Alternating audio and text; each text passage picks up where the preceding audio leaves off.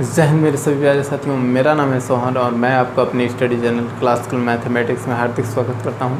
तो चलिए आज हम लोग जो डिस्कस करने वाले हैं, जो मोस्ट इम्पॉर्टेंट टॉपिक है वो है तुल्यता संबंध, जो बेसिकली स्वतुल्य संबंध, सम्मित संबंध और संक्रामक संबंध का ही एक ग्रुप होता है। यानी इन तीनों संबंधों को मिला देने पर तुल्यता संबंध का निर्माण होता है। लेकिन इसको पढ़ने से पहले यदि आप मेरे चैनल पर नए हैं और आप मेरे चैनल से जुड़ना चाहते हैं तो आप मेरे चैनल को सब्सक्राइब कर लें और साथ ही साथ मेरे वीडियो को लाइक और शेयर करना ना भूलें। तो चलिए हम लोग स्टार्ट करते हैं इक्विवेलेंस रिलेशन यानी तुल्यता संबंध।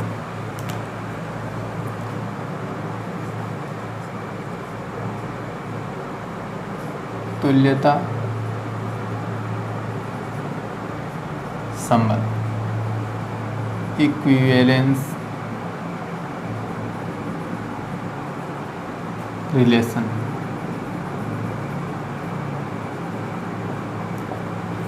इक्विवेलेंस रिलेशन होता क्या है?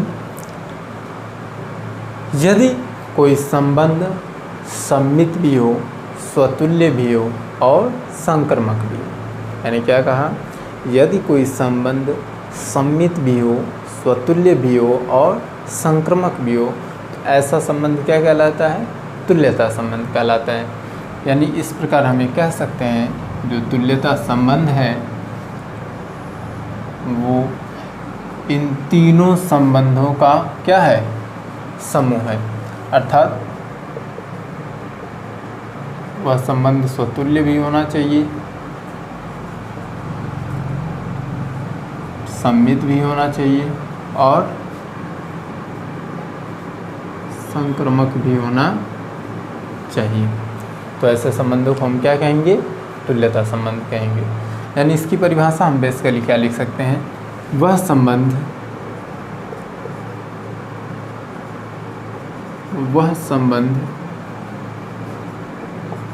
जो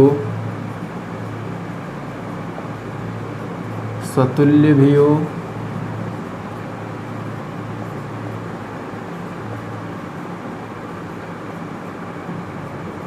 सम्मित भी हो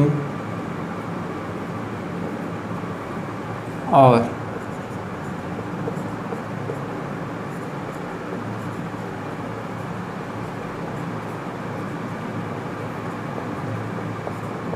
संक्रामक भी हो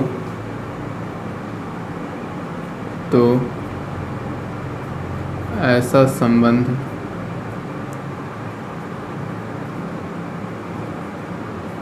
तुल्यता संबंध कहलाता है। तो ऐसा संबंध कैसा संबंध कहलाता है? तुल्यता संबंध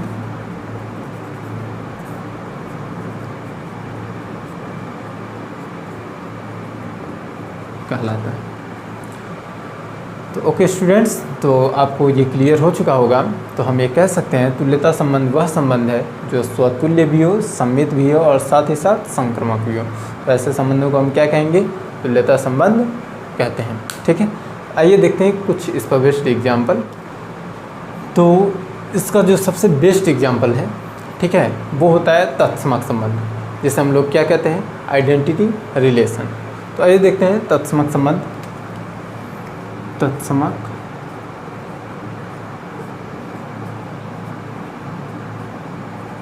संबंध, आइडेंटिटी रिलेशन।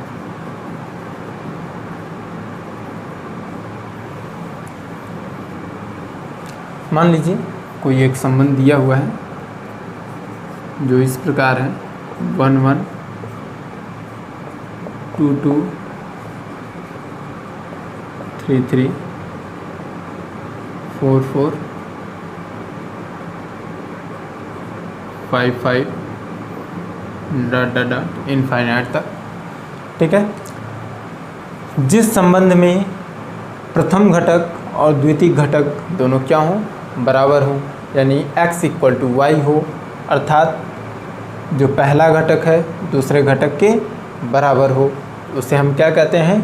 तत्समक संबंध अर्थात आइडेंटिटी रिलेशन। तो आइए देखते हैं क्या यह एक तुल्यता संबंध होगा या नहीं होगा। तो पहले हम लोग क्या चेक करेंगे, स्वतुल्य संबंध चेक करेंगे कि यह एक स्वतुल्य संबंध है या नहीं। शॉर्टकट हम इसको ये कह सकते हैं आर, इसको सिमेट्री यानी एस, और इसको ट्रांजिटिव यानी कि टी। यदि यह संबंध रिफ्लेक्सिव भी होगा, सिमेट्रिक भी होगा और ट्रांजिटिव होगा तो यह तुल्यता संबंध अवश्य होगा। तो आइए पहले रिफ्लेक्सिव चेक करते हैं। तो रिफ्लेक्सिव ये है या नहीं, तो हम लोग परिभाषा पढ़ चुके हैं। यदि A comma B element of R, तो ए कामा ए भी उस रिलेशन में होना चाहिए। यानी यदि हम देखेंगे 1 कामा 1 एलिमेंट ऑफ आर, तो हम ये क्या कहते हैं, जो दूसरा है, जो दूसरा घटक है उसको हम पहले से क्या कर देते हैं, रिप्लेस कर देते हैं। अर्थात यदि A comma B element of R, तो हम ये कह सकते हैं ए कामा ए एलिमेंट ऑफ आर होना चाहिए।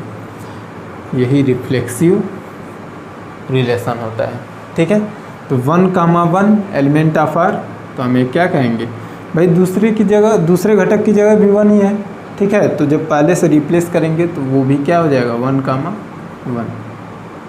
तो 1 कामा 1 अब देखिए इस रिलेशन में है ही, ऐसे ही और भी देख लीजिए 2 कामा 2, तो वो भी क्या आएगा, 2 कामा 2 ही आएगा जो इस रिलेशन में है ही। ऐसे ही 3 कामा 3 एलिमेंट ऑफ आर, तो ये भी आप देखेंगे 3 कामा 3 इस रिलेशन में है ही। तो यानी यह एक रिफ्लेक्सिव रिलेशन तो है। ठीक है, तो ये क्लियर हो गया।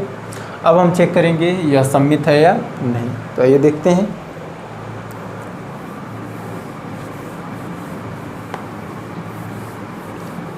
तो हमने आपको सिमेट्री के लिए बताया था कि यदि A comma B element of R, तो B comma A element of R होना चाहिए। यदि, ये नीचे लिख देते हैं, यदि A comma B element of R, तो बी कामा ए भी उस रिलेशन में होना चाहिए। तो हम ये कह सकते हैं वह एक संबंध जो होता है वह कैसा संबंध होता है, सम्मित संबंध होता है। तो आइए देखते हैं यह एक सम्मित संबंध है या नहीं है।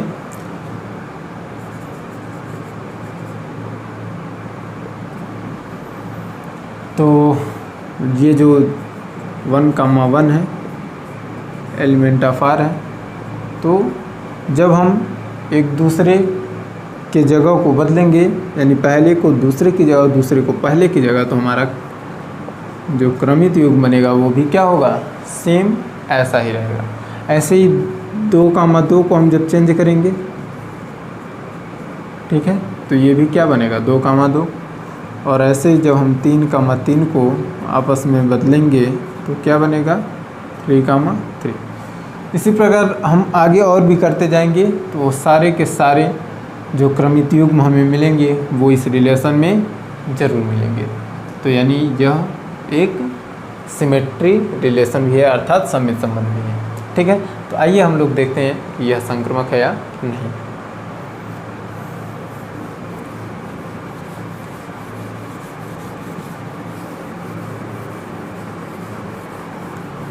तो आइए देखते हैं यह एक संक्रामक संबंध है या नहीं। तो संक्रामक संबंध की परिभाषा हमने ये बताई थी आपको, यदि A comma B element of R और B comma C element of R, तो A comma C element of R होना चाहिए। संक्रामक संबंध के लिए मैंने आपको बताया था, यदि A comma B element of R है और B comma C element of R है, उसके बाद हम ये कह सकते हैं कि ए कामा सी भी उस रिलेशन में अवश्य होना चाहिए। तो आप एक बात बताइए,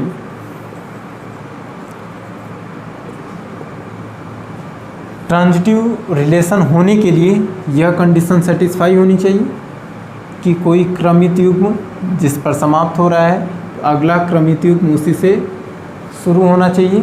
ठीक है, तो क्या हम इसमें कोई भी ऐसा क्रमित युग्म देख रहे हैं कि जो जिससे समाप्त हो रहा है उससे वह शुरू हो रहा है? तो आपको ये देखने में आएगा कि इसमें से कोई भी ऐसा क्रमित युग्म नहीं है कि जो समाप्त भी हो रहा हो और उसी से शुरू भी हो रहा हो। यानी कि 1,1 यदि हम यहाँ लिख रहे हैं तो 1,1 से कोई दूसरा क्रमित युग्म स्टार्ट नहीं हो रहा है। ऐसे ही 2,2, ठीक है, 2,2, तो हम ये देखेंगे कि 2,2 से भी कोई दूसरा पेयर नहीं बन रहा है। यानी जिससे ये खत्म हो रहा है, जिस घटक से ये खत्म हो रहा है उसी घटक से दूसरा क्रमित युग्म स्टार्ट होना चाहिए। तो ऐसे यहाँ पर हम देखेंगे 3,3, इसका भी कोई पेयर नहीं बन रहा है। यदि ऐसी स्थिति आ जाए कि जब दूसरा जो पेयर है यानी जो दूसरा क्रमित युग्म है पहले क्रमित युग्म के खत्म होने वाले अवयव से स्टार्ट ना हो, तो उस स्थिति में यह एक संक्रमक संबंध होता है। जब भी कोई पेयर न बने तो हम उस स्थिति में कहेंगे कि यह एक संक्रमक संबंध है, अर्थात यह एक संक्रमक संबंध भी है। इस प्रकार हम एक कह सकते हैं जो तत्समक संबंध होता है वह एक तुल्यता संबंध है। तो तुल्यता संबंध की जो सबसे बेस्ट एग्जाम्पल हमें मिलेगा, जो तुल्यता संबंध है उसका जो बेस्ट एग्जाम्पल हमें मिलेगा वह है तत्समक संबंध। यदि आपसे कोई पूछे कि तुल्यता संबंध का कोई एक एग्जाम्पल दीजिए तो आप ये जरूर तुरंत कह दीजिए कि तत्समक संबंध अर्थात आइडेंटिटी रिलेशन जो होता है वह एक तुल्यता संबंध होता है। तो आइए हम लोग कुछ और एग्जाम्पल्स देखते हैं। ठीक है, अगला एग्जाम्पल जो सबसे बेस्ट एग्जाम्पल होता है, ठीक है, तो वो एग्जाम्पल है, एक रिलेशन दिया हुआ है, एक रिलेशन कुछ इस प्रकार दिया हुआ है, T1 और T2 है। ठीक है, जहाँ T1 जो है वो क्या है, T2 के सर्वांग सम। यहाँ पर आप लोग ध्यान दीजिएगा, T1 एंड T2 ट्रायंगल। भाई सर्वांग समता की बात तभी ना की जाएगी जब वो त्रिभुज हों, ठीक है ना। आप लोग त्रिभुजों में सर्वांग समता तो पढ़े ही होंगे। तो चलिए देखते हैं यह एक तुल्यता संबंध है या नहीं है। तो सबसे पहले हमें ये बताना है कि यह रिफ्लेक्सिव है या नहीं, यानी स्वतुल्य है या नहीं। तो चलिए देखते हैं रिफ्लेक्सिव है या नहीं। दिया है यदि T1 T2 के सर्वांग है तो T1 भी T1 के सर्वांग सम होगा। यदि T1 T2 के सर्वांग सम है तो हमें क्या करना है, जो दूसरा घटक है यानी जो T2 है उसकी जगह हमें पहला घटक रख देना है यानी T1 रख देना है। तो हम ये कह सकते हैं कि T1 खुद के क्या होगा, सर्वांग सम जरूर हो। अरे भाई कोई भी त्रिभुज दूसरे त्रिभुज की क्या है, सर्वांग सम है। तो इस प्रकार हमें कह सकते हैं जो T1 है वह खुद के क्या होगा, सर्वांग सम होगा। यानी यह क्या है, स्वतुल्य संबंध है। अगला देखते हैं सिमेट्री संबंध, यानी इसमें हमें ये चेक करना है कि यह सममित संबंध है या नहीं। यदि T1 T2 के सर्वांग सम है तो क्या हम ये कह सकते हैं T2 भी T1 के सर्वांग सम होगा। सॉरी, ठीक है। यहाँ पर यदि T1 T2 के सर्वांग सम है तो क्या हम ये कह सकते हैं कि T2 भी T1 के सर्वांग सम होगा। जी हाँ, यदि दो ट्रायंगल दिए हुए हैं और पहला दूसरे के सर्वांग सम है तो दूसरा भी पहले के सर्वांग सम होगा। तो यानी हाँ, इसका भी जवाब हमें मिल गया कि हाँ यह एक सममित संबंध है। अगला है ट्रांजिटिव संबंध, यानी ट्रांजिटिव रिलेशन। अब हमें ये देखना है यदि T1 T2 के सर्वांग सम है, T2 यहाँ पर और लिख लीजिएगा, और सॉरी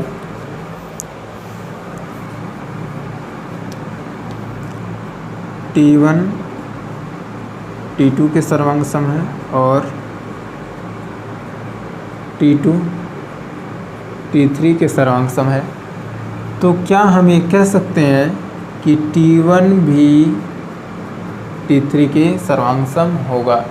क्या हम ये कह सकते हैं कि T1 भी T3 के सर्वांग सम होगा? बिल्कुल कह सकते हैं। जैसे यहाँ पर समझ लीजिए, यदि यहाँ पर कोई ट्रायंगल दिया हुआ है और यहाँ पर कोई एक ट्रायंगल दिया हुआ है और यहाँ पर भी एक कोई ट्रायंगल दिया हुआ है, ये वाली चीज़ इसके समान है और ये वाली चीज़ इसके समान है, तो सिंपल सी बात है ये भी इसके समान ही होगा।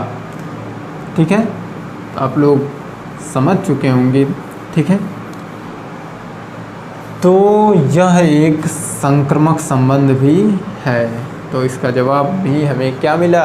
हाँ, यह एक संक्रामक संबंध है। तो इस प्रकार हम ये कह सकते हैं यह एक तुल्यता संबंध है, यह एक तुल्यता संबंध है। तो आइए देखते हैं एक और एग्जाम्पल। ठीक है, बहुत ही बेस्ट एग्जाम्पल है।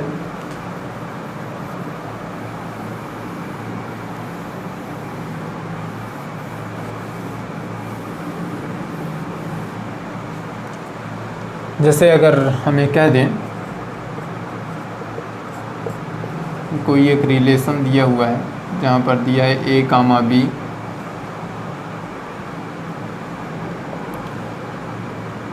जहाँ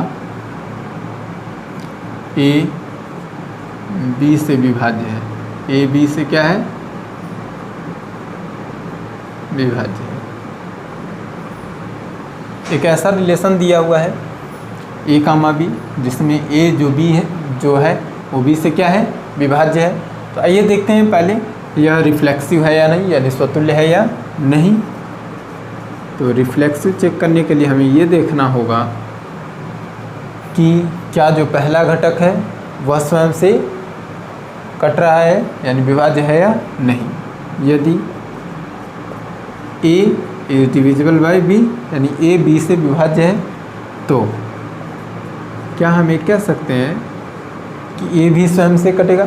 मान लीजिए A जो है वो 4 हो और B जो है 2 हो, तो 4 तो 2 से कटेगा ही। तो एक बात बताइए, क्या 4 4 से नहीं कटेगा?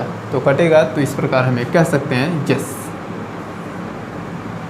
यह एक रिफ्लेक्सिव रिलेशन है, अर्थात स्वतुल्य संबंध है। अगला देखते हैं सिमेट्री संबंध, यानी सिमेट्री रिलेशन है या नहीं। यदि A is divisible by B, तो B is divisible by A। अब एक बात बताइए, मान लीजिए 4 इज डिविजिबल बाय 2, तो 2 इज डिविजिबल बाय 4। 2 से जो है 4 तो पूरा कट जा रहा है, लेकिन यहाँ पर आप देखिए क्या 4 से 2 पूरा कटेगा? जो विभाज्यता का नियम होता है वो ये होता है कि दशमलव में नहीं आना चाहिए, यानी ये जो हम विभाजन प्रक्रिया यहाँ पर हम लगा रहे हैं, 4 से 2 को जब भी हम काटें तो दशमलव ना आए, तो उसको हम कहते हैं विभाज्यता का नियम। तो यहाँ पर पूरी तरह से कटना चाहिए था, लेकिन यहाँ पर तो पॉइंट में कटेगा। इस प्रकार हम कह सकते हैं कि नो, यह सिमेट्री रिलेशन नहीं है, अर्थात सममित संबंध नहीं। आइए देखते हैं कि क्या यह एक ट्रांजिटिव रिलेशन है या नहीं, संक्रामक रिलेशन है या नहीं। यदि A is divisible by B और B is divisible by C, तो A is divisible by C। यदि A B से विभाज्य है और B C से विभाज्य है, तो A C से विभाज्य होना चाहिए। शायद आपको इसमें ना समझ में आया हो, तो आइए देखते हैं यहाँ पर। ठीक है, मान लीजिए ये 8 हो, 8 इज़ डिविजिबल बाय 4 और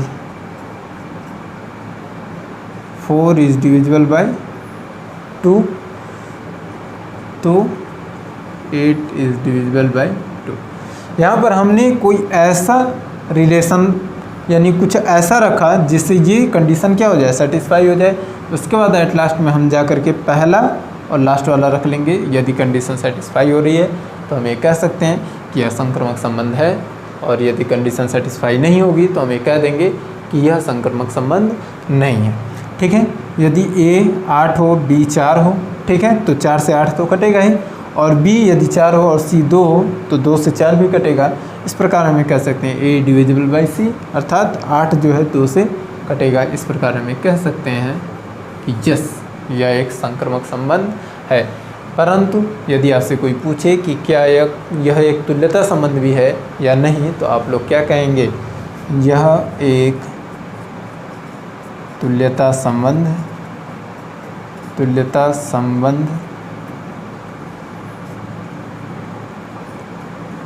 नहीं है।